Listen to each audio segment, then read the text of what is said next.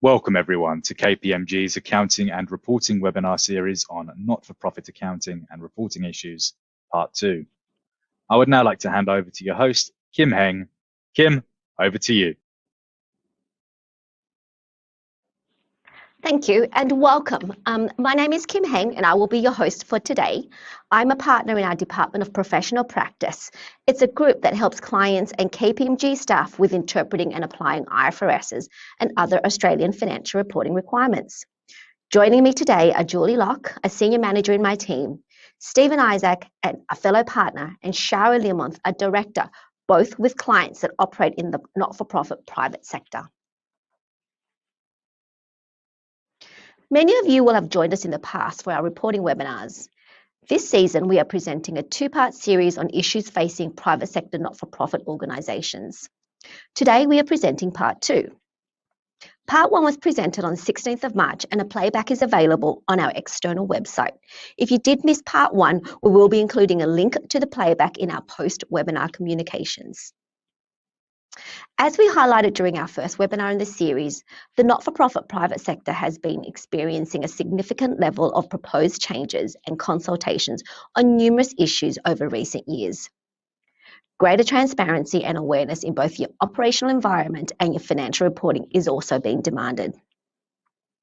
The recent implementation and application of the new accounting standards on revenue and income standards has, in our experience, been more complex than first envisaged. And the Australian Accounting Standards Board has renewed its focus on finalising the new financial reporting framework for organisations in your sector, with one of the key projects that will be the finalisation of revisions to the definition of not-for-profit for accounting standard purposes. Given this context, we developed the agendas for each of our webinars in the two-part series to cover a mix of both current reporting and operational topics that we believe will be of interest to many of you on the call. With all of this in mind, let's look at our agenda for today. In today's webinar, Julie and I will discuss some of the practical challenges we've been helping clients work through in applying the income recognition standards and impairment testing on non-financial assets, and the newly applicable pronouncements for your 30 June 2021 reporting. Shara and Steve will discuss two very topical financial reporting matters, going concern assessments and employee entitlement issues.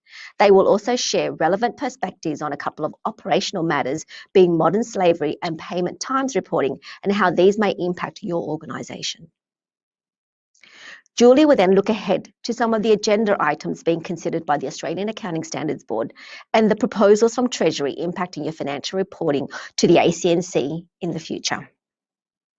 And then I'll wrap things up and we will respond to your questions. Therefore, if you have any questions, then please submit them using the Q&A function. And we'll try to address as many of them as possible at the end of the webinar. If we do not get to your specific questions, then we will answer them through your usual KPMG contacts separately following today. Next week, we'll be uploading both the recording of this webinar and the slides to our external website where you will be able to access them. Let's look to our first topic. In helping our clients apply the two accounting standards guiding the recognition of income for not-for-profit organisations, AASB 15 revenue from contracts with customers with its specific not-for-profit application guidance, and the not-for-profit income standard AASB 1058, we have come across a few challenges. One of the implementation issues we discussed in our Part 1 webinar related to when to recognise a financial liability. Today, we're going to look at a related issue concerning the recognition of refund obligations and grant termination liabilities, as these are very common in grant arrangements received by your organisation. Let's start off with AASB 1058. As a reminder, to fall within this standard, the arrangement is not in the scope of AASB 15, the revenue standard, either because no goods or services are transferred to a customer, the contract is not enforceable, or the performance obligations are not sufficiently specific. Now that we have established this as a basis, Julie, can you take us through what we need to consider?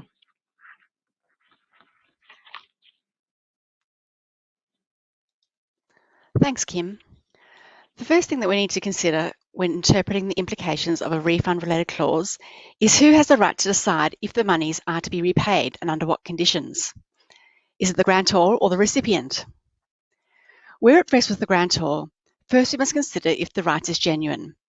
That is to say, has the clause been included as a protective measure, or does it hold legal enforceability and has been included for valid reasons? The presumption is that if the clause is in the contract, then it is genuine. If the answer to this is yes, then we look to the nature of the right. If the grantor has the right to terminate the arrangement without cause, this is usually referred to as a termination for convenience clause. In our experience, these are more typically included in government grant arrangements. These clauses allow the grantor to demand repayment of any unspent funds at any time. Such a clause would meet the definition of a financial liability under the Financial Instruments Standard. And applying the not-for-profit income standard, a financial liability would be recognised on receipt of the funds. The liability would then be unwound over the life of the grant as the funds are spent in accordance with the agreement. This will result in a matching effect within the profit and loss, with the timing of recognition of revenue and expense being similar. If the grantor does not have a genuine right, or if the right to determine if the money should be repaid rests with the recipient, then this could lead to a different outcome. The need to recognise the financial liability would depend on whether or not the recipient has breached or expects to breach any requirements associated with the funding through its own actions. If there is that expectation, then a financial liability would be recognised at the time of this assessment. But if not, then no financial liability is recognised. Well, let's explore this further by way of an example.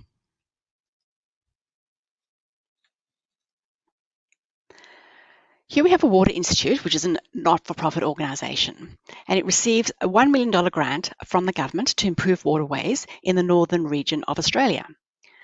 Clauses within the contract allow the government to cancel the contract and redirect unused funds at any time as it sees fit.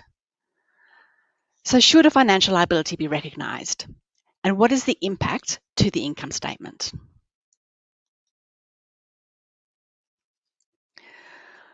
Well, the contract is determined to be in the scope of the not-for-profit income standard, AASB 1058, as no good or service are provided to the government.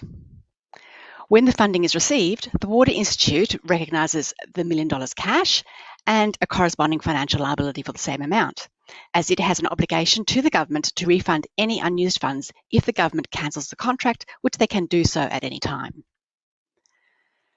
When funds are spent by the Water Institute, it recognises an expense as costs are incurred. And at the same time, it also recognises the appropriate extinguishment of the liability, which unwinds the financial liability and recognises the corresponding amount as income. So the income recognised effectively matches the expense incurred in the profit and loss. Now, this is different to the outcome that we explained in part 1 of our webinar series when we discussed the foundation example, where a financial liability was recognised because funds were required to be passed on by the foundation. No income was recognised in relation to that example. It was a cash-in, cash-out balance sheet only impact. The foundation was merely passing the funds on as required without performing any activities. The reason why income would be recognised in the example that we are discussing here today is that the activities are being performed by the Water Institute to improve the waterways. With many government grants having termination for convenience clauses, there is research activities that are being performed. Julie, what would happen if the government could not cancel the contract, but any unspent monies must be returned? Well, Kim, firstly, as the arrangement is being accounted for under the not-for-profit income standard, the whole grant is likely to be recognised as income when the cash is received. Also, in relation to any recognition of a liability, as we highlighted it in our flow diagram, where any unspent funds must be returned, the Water Institute would need to assess if a financial liability should be recognised. So, through its own actions, the Water Institute will typically be able to avoid any consequences that will give rise to a breach or requirement to return the unspent funds. So a financial liability is not recognised unless a breach is expected to occur or has occurred. So if the Water Institute was to spend the funds, say, in South Australia rather than in the northern region of Australia, this would result in a financial liability being recognised? Yeah, that's correct. So the Water Institute in this case should continually monitor the usage of the funds against the requirements set by the grantor and will recognise a financial liability when it's known or expected that the monies would have been misused because they were spent in the wrong region. So now that we understand the accounting for a grant under the not-for-profit income standard, AASB 1058, Kim, would this accounting treatment differ under the revenue standard, the AASB 15? So, Julie, if we're applying the revenue standard, then presumably sufficiently specific performance obligations to provide a good or service exists. Where this is the case, and we are in AASB 15, the issue really is whether this liability is the liability as a result of this termination for convenience clause is considered a financial liability or a contract liability like deferred revenue, which would be considered a non-financial liability. For some not-for-profit organisations with debt arrangements, the classification of a liability as either financial or non-financial could be important, as it could impact covenants. If no amounts are expected to be paid back as a refund, then a contract liability is recognised for all monies received. This contract liability is unwound as the performance obligations are met.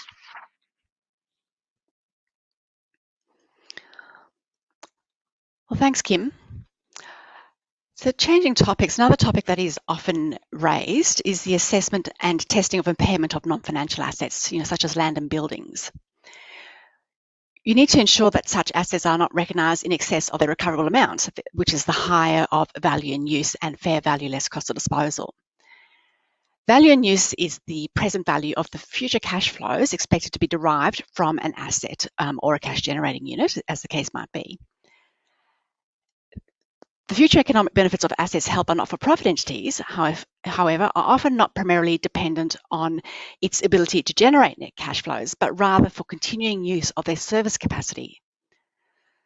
So prior to January 2017, there was a specific guidance that not-for-profit may have applied where value in use approach could have been adopted using the depreciated replacement cost or DRC method.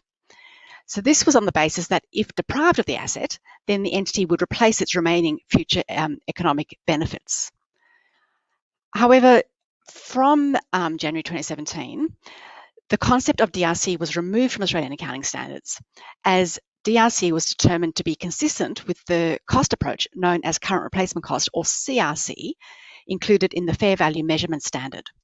And this means that now, where future economic benefits of an asset are not primarily dependent on the asset's ability to generate net cash flows, then not-for-profit entities are applying the fair value less cost of disposal approach contained in that fair value measurement standard. Kim, could you just share the reminders that we wanted to highlight for not-for-profit entities?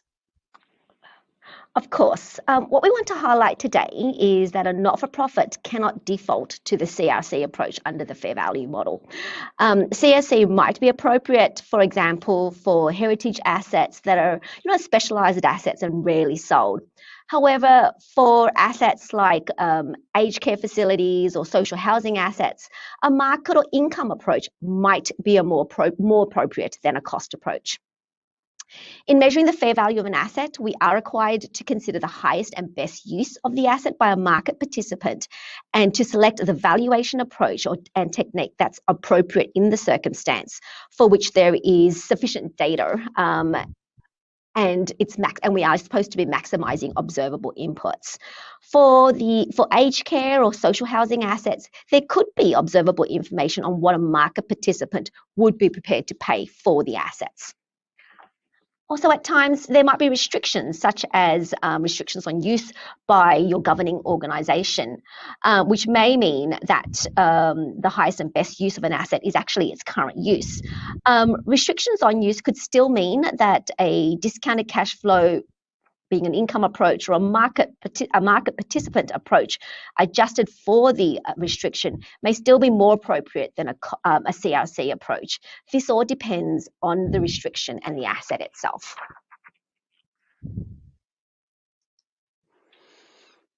Thanks, Kim. So we'll now take a brief look at new Australian accounting standards and amendments and recent IFRIC agenda decisions relevant for adoption for financial years ending 30 June 2021. For completeness, this slide lists all the newly effective pronouncements you may need to consider for 30 June reporting. We're not going to discuss all of these in detail, and I would encourage you to register for our general 30 June 2021 reporting update webinar, which is to be held on the 4th of May, to understand the impacts of adopting these, and we'll include this link in our communications to you later. We will have a look at two of the pronouncements that we think will have broad application, and those are the COVID-19 related rent concession amendments and the IFRIC agenda decision on configuration or customisation costs in a cloud computing arrangement. Firstly, I'll highlight the COVID-19 related rent concessions practical expedient. So as a result of the impact of COVID-19, rent concessions have been quite widespread. In recognition of the practical difficulty that could arise from having to apply and consider changes to your lease agreements for a large volume of leases, the AASB approved a simple and narrowly focused exemption for rent concessions for lessees only. A lessee may elect to account for COVID-19 related rent concession as part of the existing lease contract and not need to consider whether it is a lease modification, which can be complex to apply. The practical expedient applies only to rent concessions occurring as a direct consequence of the COVID-19 pandemic and only if a number of conditions are met. So firstly, the change in the lease payments results in revised consideration that is substantially the same as or less than the consideration for the lease immediately preceding the change. Secondly, any reduction in lease payments affects only payments originally due on or before 30 June 2021.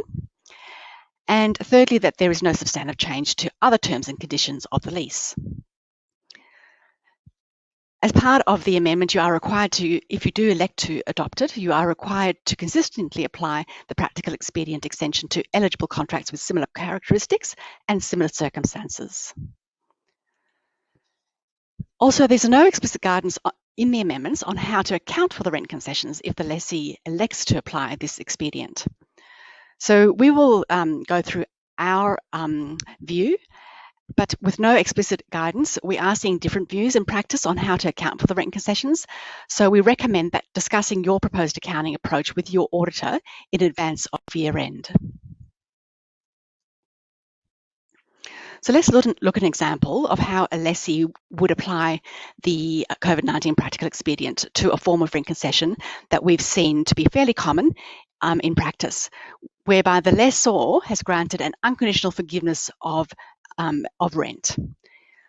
Our example, we have a 5-year office lease, which commenced on the 1st of January 2018, and the lease payments are $100,000 per month. Due to the impact of COVID-19 on the lessee's business, the lessor has agreed to forgive the lease payments for the 3 months of August, September, October from the 1st of August 2020. So how would the rent concession be accounted for if the lessee elects to apply the practical expedient? So in this example, the lessee would account for the waiver as a negative variable lease payment on the 1st of August. So what this would result in is reducing the lease liability by the present value of the 3 months waived lease payments, and that's discounted at the original discount rate, and the corresponding amount would be recognised in the profit or loss. And the entity would continue to accrue interest on the lease liability at the unchanged discount rates. So this simple example illustrates how an entity might account for an unconditional forgiveness of rent. However, rent concessions granted by lessors may take many different forms. And there is also no one-size-fits-all answer to some of the issues, and so we encourage you to reach out to your KPMG contact if you need guidance on more complex scenarios, and we also have a publication available on our website that you can access. Now, as the economic challenges presented by the COVID-19 pandemic have persisted longer than anticipated, the AASB is going to extend the practical expedient by 12 months, permitting lessees to apply it to rent concessions for which any reduction in lease payments affects payments originally due on or before 30 June 2022. So this extension has already been approved internationally and is expected to be approved by the AASB this month. So just a reminder, the 2020 amendments only applied to rent concessions for which any reduction in the lease payments only affects payments originally due on or before 30 June 2021. And the original version of the practical expedient was and remains optional, as is the second amendment. However, there is a little bit of a complexity because if you already applied the original practical expedient, the extension in effect is not optional, as you'll need to go back and retrospectively apply the expedient to any relevant contracts. So working through an example, if due to the impact of the COVID-19 on a lessee's business, the lessor agrees to reduce lease payments for a head office lease until 30 June 2021, and for a regional office lease even further until 30 June 2022. So when preparing the 30 June accounts, the lessee early adopted the 2020 amendments, or version 1.0 on my slides. The rent concession for the head office lease met the payments due eligibility criteria, so the lessee chose to apply the optional practical expedient. As the reduction of lease payments for the second lease went beyond 30 June 2021, the lessee applied lease modification guidance for this lease. So it's important to note that a lessee can't apply the practical expedient to a portion of the rent concession. So therefore, it couldn't apply the expedient to part of the rent payments under lease number 2. With the extension, the version 2.0, at 30 June 2021, the contract would meet the criteria of the amended extension. So the modification accounting would need to be reversed and the practical expedient accounting applied for lease number 2. So as you can see, there could be challenges where you have already applied the original practical expedient and you need to go back and reassess any leases that didn't meet the payment criteria, but now do so under the amendment. If you have rent concessions that go beyond 30 June 2021 and you are going to be applying the original practical expedient for the first time at this reporting date, 30 June 2021, then we encourage you to early adopt the 2021 amendments to avoid complications in your next reporting period.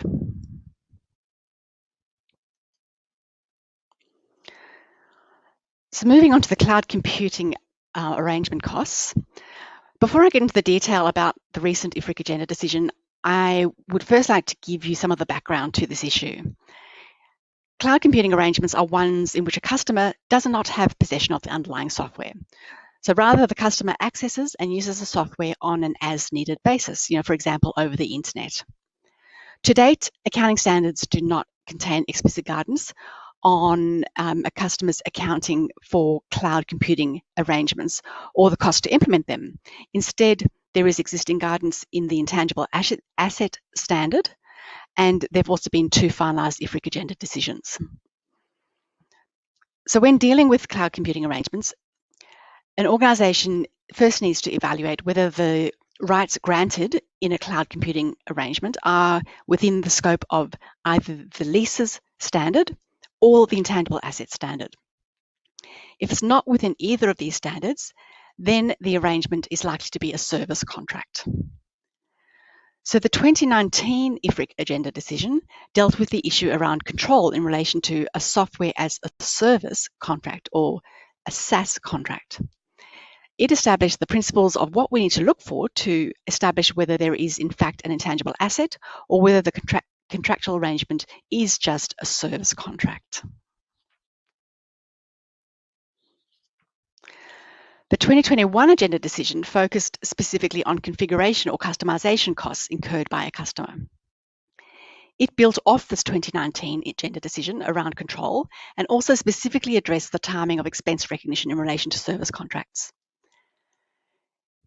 This 2021 agenda decision does not cover any other services that a customer may receive in a SaaS contract.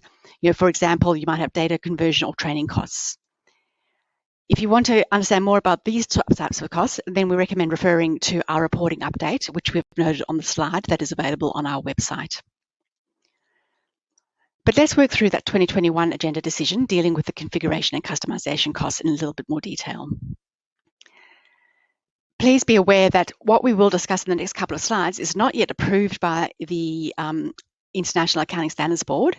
And so while we understand that the agenda decision will be finalised in this way, it's not 100% certain. So we recommend that any further communications that you see from us, that you do look at those closely as well.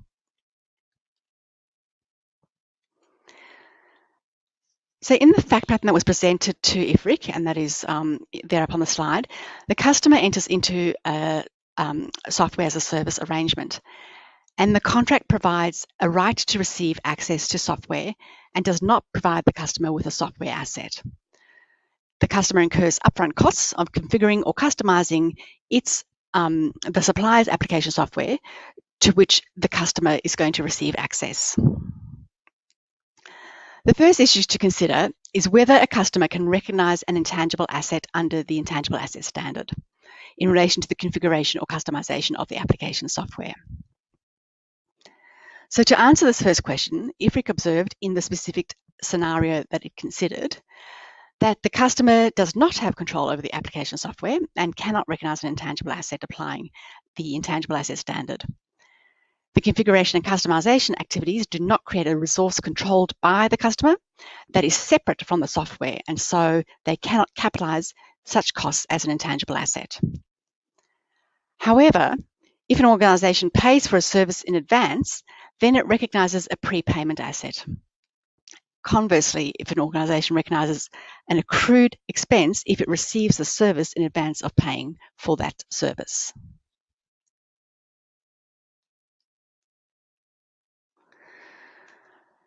So how do you assess whether there has been a prepayment for the SaaS service in respect of the configuration or customization?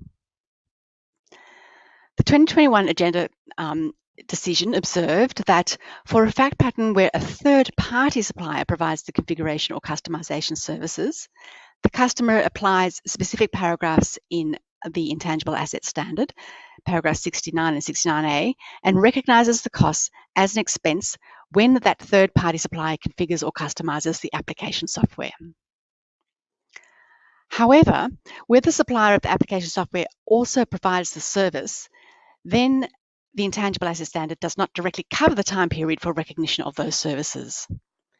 The agenda decision clarifies that the guidance in the revenue standard, AASB 15, which applies directly to the supplier, should also be used by a customer to determine the timing of the performance of the services by a supplier. So if the configuration or customization services the customer receives are distinct, the customer recognizes the cost as an expense when the supplier configures or customizes the application software. In contrast, if the configuration or customization services the customer receives are not distinct, then the customer recognizes the cost as an expense when the supplier provides access to the application software over the contract term. That is, in this instance, the amounts paid up front would be a prepayment of the SaaS service and therefore capitalized and expensed over the term of that SaaS arrangement. So therefore, you can see that this distinct test will be really important when identifying which services are separate from the supplier's overall promise to deliver services and whether amounts are expensed or capitalized. Given the importance of this distinct test, we will be issuing further guidance, so please watch out for this. Kim, in the discussions that you have been having with clients, what are some of the practical challenges with implementing this agenda decision for 30 June? Joy, in the discussions that I've been having with clients and other accounting firms, we are hearing that the need to retrospectively apply this agenda decision will be difficult for any organisation who has had significant projects over, say, the last 5 years, which is usually the economic life of these types of costs and this type of software. And we're hearing that it will be very time consuming and resource intensive to analyze all the costs. I think I heard something like 10,000 line items or something like that. To analyse all the costs incurred in implementing the SaaS arrangement to determine which ones should be expensed and which ones should be capitalised. And it may be difficult to get all of this done by the time the accounts for 30 June 2021 need to be lodged. Therefore, if you have any SaaS arrangements or have had any SaaS arrangements with significant implementation costs, then you may need to get started and on your analysis sooner rather than later. I'll now hand you over to Shara to discuss other topical financial reporting issues.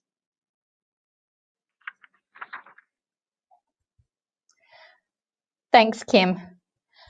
We thought it was relevant to cover off on two specific matters that have required more focus from an audit perspective in recent times.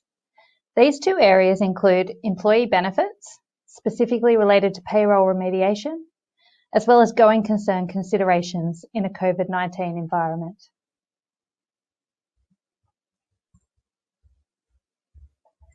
I will delve into the impacts of payroll remediation shortly, but first I wanted to touch on the permanent casual matter, which I know was a big topic of conversation for many of you through the June 2020 financial reporting season. Some of you may recall the judgment in May 2020 by the Federal Court on the Workpac versus Rosato case, which ruled that casual workers who worked regular and predictable shifts were entitled to leave entitlements. At the time, there was media coverage which reported that this ruling could lead to billions of dollars of back pay to employees that met the fact pattern of the case. This led to many organisations in your sector analysing hiring practices and shift patterns to determine if any exposure existed, with some organisations concluding that there was a present obligation and recording a provision for estimated entitlements owed, others determining there was a possible obligation and disclosing this as a contingent liability, whilst there were some of you who concluded that exposure was remote and no further action was required. Since then, there have been significant developments, with Parliament passing the Fair Work Amendment Bill 2021 on the 22nd of March this year. One of the key amendments relevant to the court ruling is that there is now a statutory definition of a casual employee, which consists of the following factors: an offer of employment where the employer makes no firm advance commitment to continuing or indefinite work according to an agreed pattern of work for the person accepts the offer on this basis, and the person is an employee as a result of that acceptance.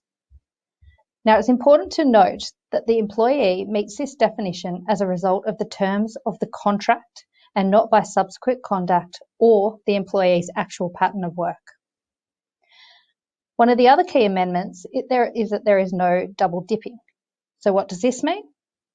If employees do not meet the definition of a casual, they will not be a casual worker.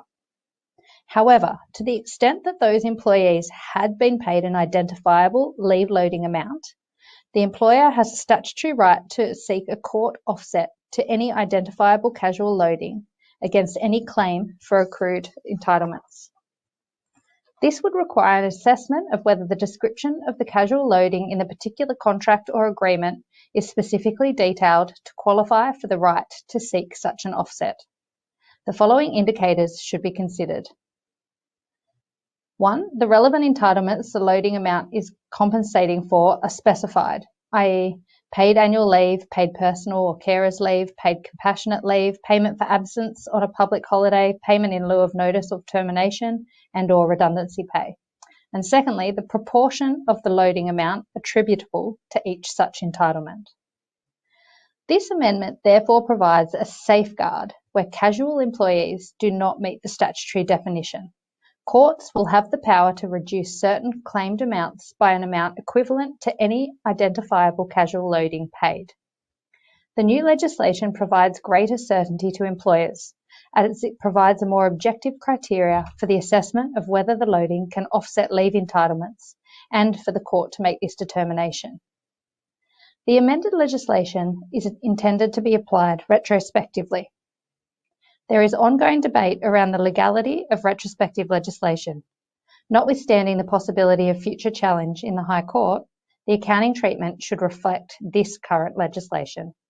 The possibility of future legislative challenge is not sufficient to justify an alternative accounting treatment. So what do you need to do for 2021? If your employees meet the new definition of casual and you recorded a provision in the 2020 financial year, then you should consider the reversal of that provision in 2021. If your employees do not meet the statutory definition of a casual employee, you will need to assess whether any casual loading you pay is identifiable and likely to be assessed by the courts as capable of offset. Where this is the case, then you should consider the reversal of any provisions booked previously. And of course, you should also consider the need for any contingent liability disclosures. Whilst this new legislation clarifies many of the subjective areas encountered last year, it is complex and you may need to obtain a legal opinion on how this new legislation could apply to your specific employment processes and contracts.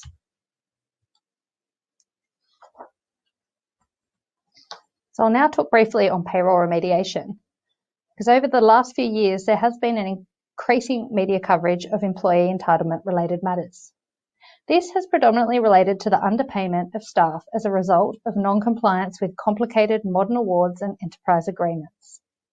Whilst much of the media coverage has focused on the for-profit sector, the not-for-profit sector has not been immune to this. There are many large employers in the not-for-profit sector, particularly in the health, ageing and human services part. The vast number of awards and enterprise agreements in place are extremely complicated and in some cases open to interpretation. We have observed a marked increase in organisations who operate under these awards and enterprise agreements reporting significant back payments spanning several years. The areas of non-compliance have varied, as have the reasons they arose in the first place. From what we have seen, we understand that many of the underpayments have been identified by employees, and the increase in incidents of underpayment is as a result of the media scrutiny, with employees more carefully looking at how they are paid. We have observed multiple organisations making multi-million-dollar back payments spanning several years. We know that the time and cost to remediate can be significant and includes identifying the issues, calculating amounts owed to both former and current employees, remediating systems, and in some cases having additional reviews and audits mandated by Fair Work. Adding on top of this, there is also reputational risks associated with these matters, as frequently these issues are picked up and reported by the media. It can also have an impact on the trust of the workforce, depending on how each organisation deals with the communications to those affected. From a financial statements perspective, to the extent that the amounts owed from prior periods is material, it is likely that the financial statements may need to be restated, which does add an additional burden to the cost of remediation. So in light of this, we strongly recommend that to the extent you have not reviewed your compliance with awards and enterprise agreement in recent times, this is something you should consider doing in the near term.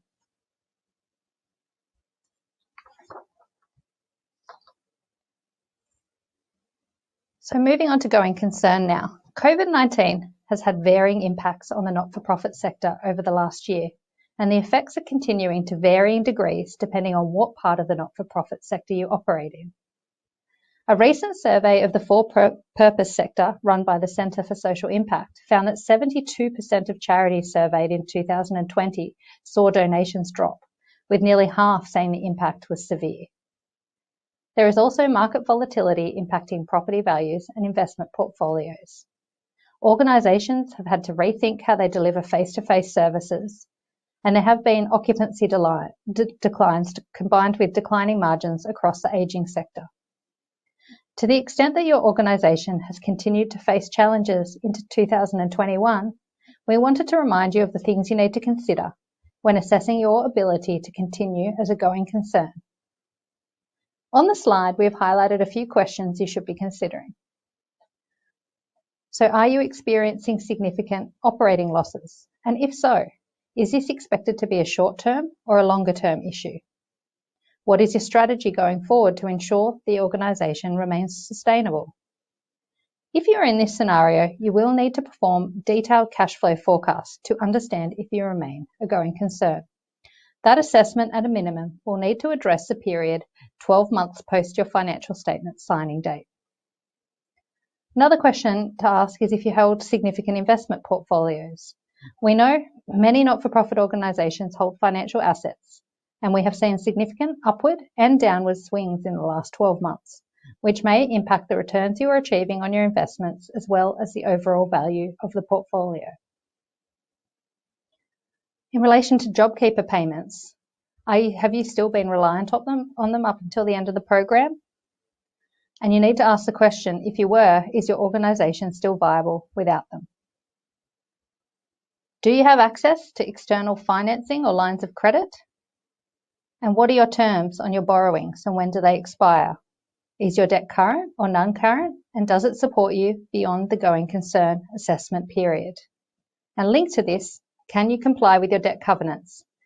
If not, can you get a waiver? Do you hold any real estate assets? So for example, residential aged care, retirement living, group homes, etc. Those sort of organisations hold significant real estate. Again, we have seen fluctuations in the property market, as well as impacts on factors such as occupancy in residential aged care and retirement living, which may impact on the value of your property. This is not an exhaustive list of considerations, and there may be other factors you need to consider specific to your circumstances.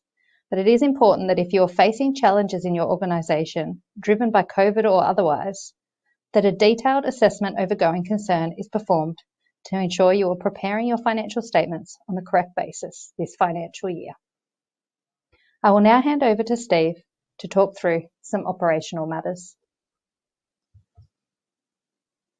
Thanks, Shara.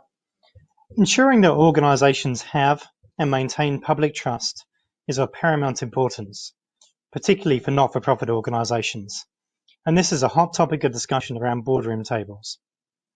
In our March webinar, we highlighted the importance of transparency in financial reporting for not-for-profit organisations, particularly as your bottom line surplus or deficit is not reflective of your true performance and your progress against your objectives.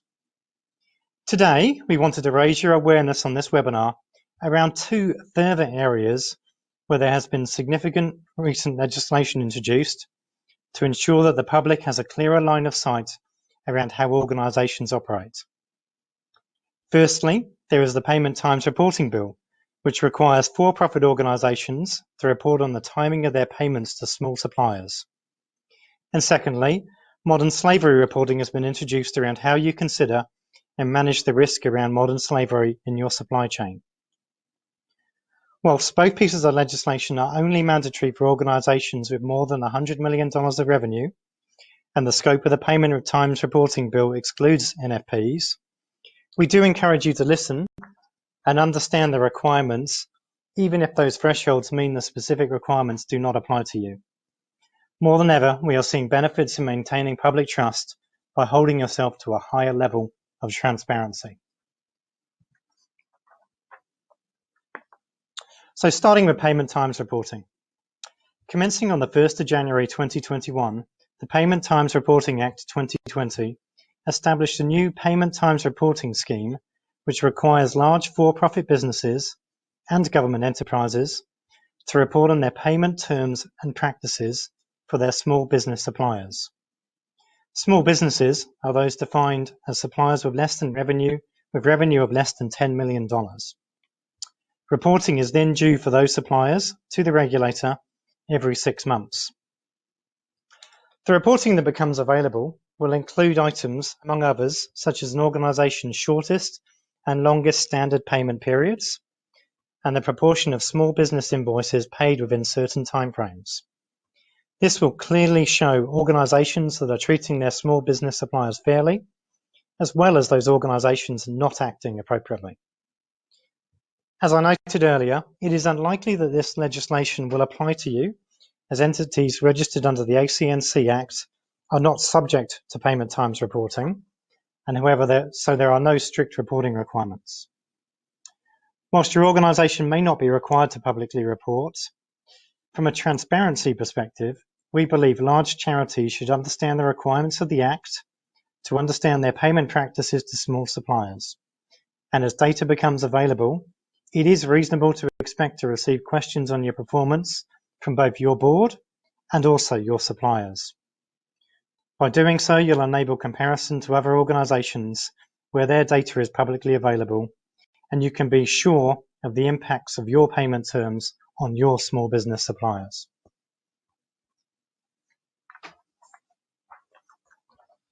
The second area is around modern slavery reporting. The Federal Modern Slavery Act requires all entities based or operating in Australia, and this does include not-for-profits, who have an annual consolidated revenue of more than $100 million, to report annually on the risks of modern slavery in their operations and supply chains, and the actions you are taking to address those risks. Other entities based or operating in Australia may report voluntarily.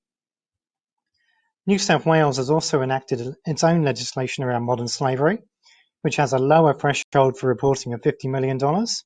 However, this does not apply to not-for-profit organisations. That is, you just need to apply the federal scheme.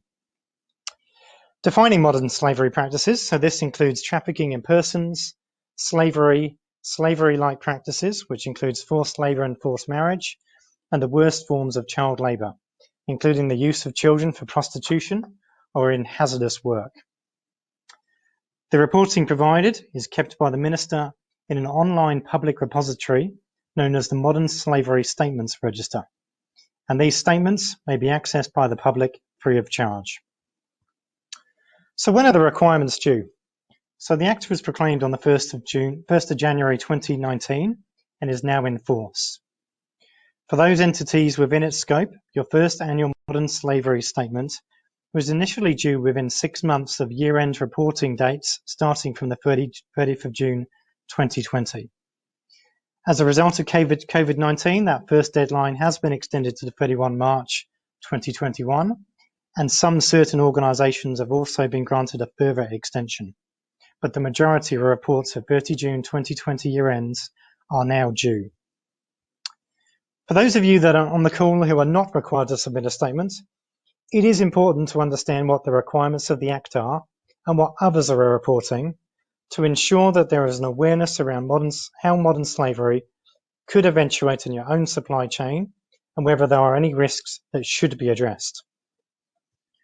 Commercially, we are also seeing a significant number of funding agreements with a requirement to report on your modern slavery practices and risks, regardless of your size. Our encouragement is for you all to embrace these considerations to ensure you're maintaining the public trust and doing the right thing for those in our communities. So now back to Julie for some more financial reporting updates. Thanks, Dave. I'm going to expand a little bit more on some of the developments that Shara briefly highlighted in our first webinar in relation to the AASB activities and the ACNC from a financial reporting perspective. One of the AASB's most significant current projects is to finalise the revised not-for-profit financial reporting framework. Board discussions have recommenced in earnest on this project, and the AASB is currently aiming to release a discussion paper, which is a precursor to an exposure draft, towards the end of 2021. The board has made some tentative decisions. Firstly, they have agreed that the two tiers of general purpose financial reporting, that Tier 1 and Tier 2, will be available for all not-for-profits. There is also a potential lower level, Tier 3, being considered by the board, as Tier 2 is not considered necessarily proportionate for all not-for-profit private sector entities that currently prepare special purpose financial statements. Importantly, the AASB is not actually going to be setting any application thresholds for the tiers, but they are engaging with regulators in relation to this, and we'll touch on a little bit one aspect of this shortly. Also, as mentioned in our first webinar, the board did consider picking up its 2016 project on service performance reporting. However, decided not to combine it with the financial reporting framework project, given the diverse views on service performance reporting that exist. However, given that the key objectives of private sector entities in the not-for-profit sector go beyond financial performance, we expect that the AASB will raise this project in its upcoming agenda consultation and recommence it as a standalone project. So watch this space for future updates on this. There is also a new definition of not-for-profit entity for accounting standard purposes on the horizon, as Kim highlighted.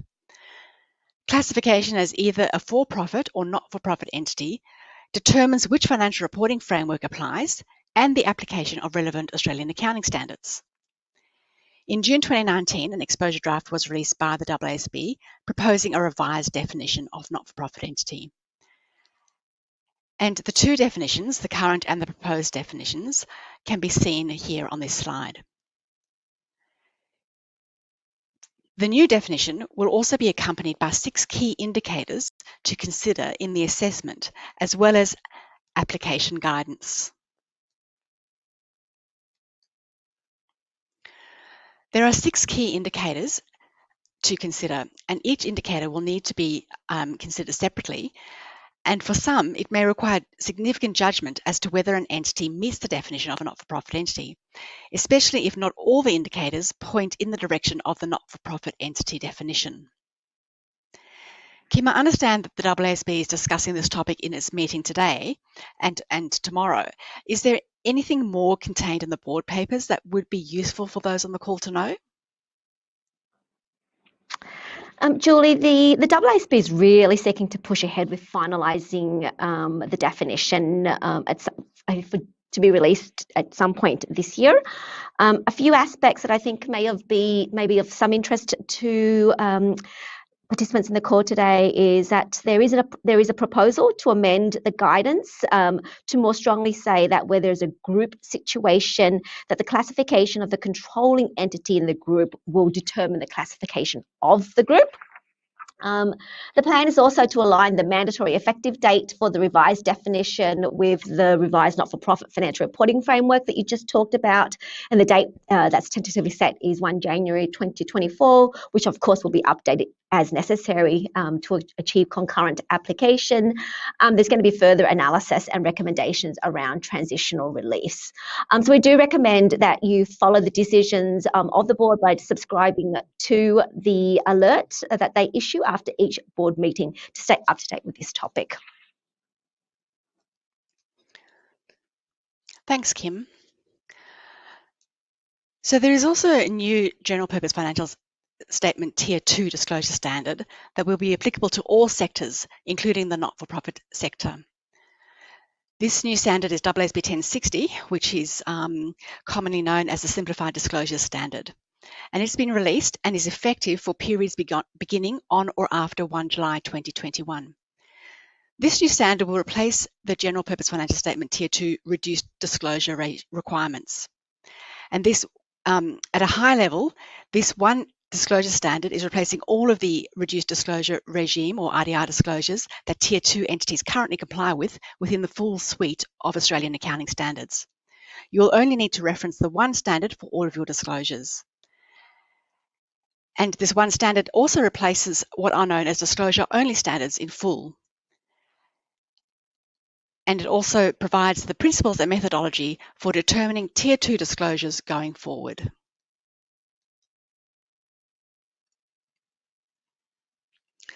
Not-for-profit entities may early adopt the standard, and there is transition relief available if you're moving from between the tiers from Tier 2 RDR to Tier 2 simplified disclosures or from a Tier 1 framework. The transition provisions essentially provide relief from disclosing comparatives where the specific disclosure was not previously required. There is no exemption or relief yet for those wanting to early adopt if moving from preparing special purpose financial statements. And the basis for this is that the special purpose reporting framework is still currently available for all not-for-profits. It's expected that any transition relief will be considered in relation to this particular aspect as the not-for-profit financial reporting framework is finalised. So Kim, can you tell us what is the difference between the old Tier 2 RDR framework, the special purpose, and the new Tier 2 simplified disclosures framework? Of course, Julie. The good news is that coming from the old RDR framework, there should be a general reduction in disclosures. However, when you come from the special purpose framework, unfortunately, there will be a general increase in disclosures. And for not-for-profits, this is probably going to be in the area of related party transactions, leases, PP&E, and provisions. We recommend that organisations in this sector not voluntarily elect to move from special purpose to the simplified disclosures framework, given all the ongoing developments to your framework, including a potential for a third tier and further transition reliefs. The cost at this time of voluntarily moving would, in our view, outweigh the benefits. If you are interested in the new for-profit Australian financial reporting framework, then we do have a webinar. It's a June 2020 webinar that is available on our website, and also available on our website are other resources, including example Tier 2 simplified disclosure financial statements. Well, thanks, Kim. To finish off this section, I'll just quickly look at some developments relating to the ACNC in the recent period. In February, the government released a consultation paper outlining a proposal to increase the annual revenue thresholds for determining reporting requirements to the ACNC. Both the old and the new proposed thresholds are set out on the slide. The government hopes to announce the finalised thresholds by 30 June 2021, with an effective date yet to be determined. While we are discussing ACNC revenue thresholds, I did want to mention a question that we have been receiving from clients. Through the pandemic, many organisations received government stimulus payments, and the question has been whether these are included in the revenue test for determining the size of your charity and therefore could impact your reporting requirements to the ACNC. And the answer to this is yes. ACNC revenue is revenue and other income. However, we did want to say that charities are able to apply for an exemption if you believe that this is a one-off change in size. I'll now hand you back to Kim.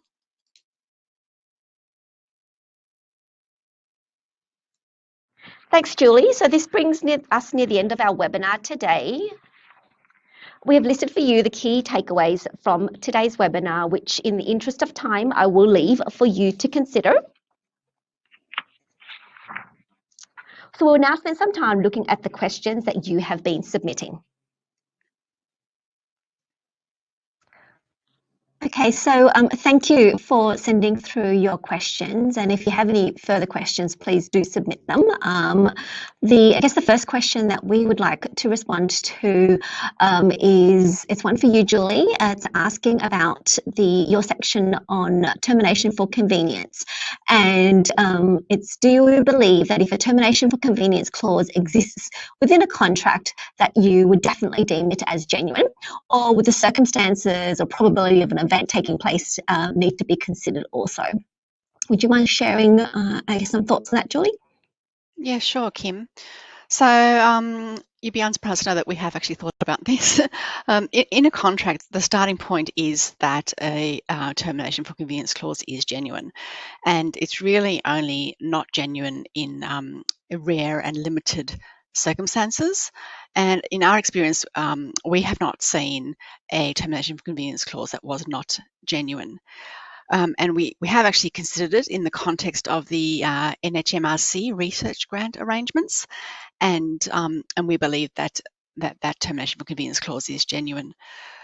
So we understand that this is consistent with the direction of the AASB staff when they've looked at this particular issue, and this is published in some of the board papers where they've raised it for discussion at the AASB board. So certainly the probability of the event is not normally considered. It really is just looking at that termination of convenience clause and starting with the starting point that it is genuine. Okay. Thank you for that, Julie. There's a question here, Shara. It was on Steve's section, but I believe that you should be able to answer this. It's when Steve was talking about the payment times reporting, and the question is, what is the treatment for not-for-profits with revenues less than $10 million that are dependent on grant receipts? Are they considered small business suppliers? Yeah, thanks for your question. So the answer is yes. As an organisation who is a supplier of either goods or services less than $10 million, you would be considered a small business supplier. However, the onus for reporting is on the organisation who is actually making the payments, but this does include government departments. So what you will be able to do as a small business supplier is you will be able to access the Payment Times Reporting Register, which is a public register, and you'll be able to look at the government departments or other large organisations that you supply to. And there will be reporting on things like the shortest and longest standard payment periods. There will also be some information around the total number and total value of small businesses invoices within certain timeframes. So, for example, less than 21 days or over 60 days, etc., and whether those organisations are offering early settlement discounts. So that will allow you to benchmark your own payment terms with how those organisations are treating other small businesses. Okay. Thank you for that, Sharon. I do, I guess, with the participants on the call today, I do know that we are a little bit over time, but there are a number of other questions, and I'll probably just get to us to answer maybe one more. Sharon, this one is for you, and it was when you were talking about payroll remediation costs, and I guess the caller is just wondering what your recommendation is for where they should start, what starting point they should take to assess if they have any salary or wages payment errors.